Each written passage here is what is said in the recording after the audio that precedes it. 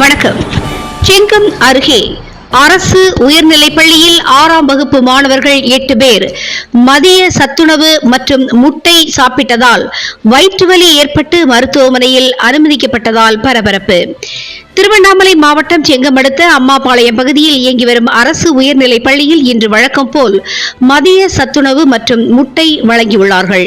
இதை சாப்பிட்ட 6ஆம் வகுப்பு அதாவது 6ஆம் வகுப்பு மதுமிதா, அபிநயா, லித்திகா, ஜமுனா, ஜெயகாந்தன், சிலம்பரசன், ஏழுமலை, அரிகரன் ஆகிய 8 பேரும் மதிய உணவு சாப்பிட்டு வயிற்று வலி ஏற்பட்டு அவதிப்பட்டு வந்த நிலையில் பள்ளி நிர்வாகம் சார்பில் உடனடியாக 108 ஆம்புலன்ஸ்க்கு தகவல் அளித்து வரவழைக்கப்பட்டு வயிற்று வலி ஏற்பட்டு அவதிப்பட்ட 8 மாணவர்களையும் உடனடியாக அருகில் உள்ள மேல் பெண்ணாத்தூர் ஆரம்ப சுகாதார நிலையத்திற்கு அனுப்பி வைக்கப்பட்டார்கள்.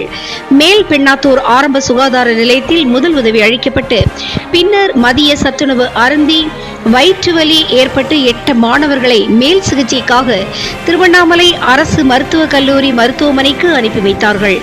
இதனால் இப்பகுதியில் பெரும் பரபரப்பு ஏற்பட்டுள்ளது. தினமுகம் எக்ஸ்பிரஸ் செய்திகளுக்காக மண்டல தலைமைச் செய்தியாளர் டி. குருபரன் மற்றும் ஐயம்மாள்.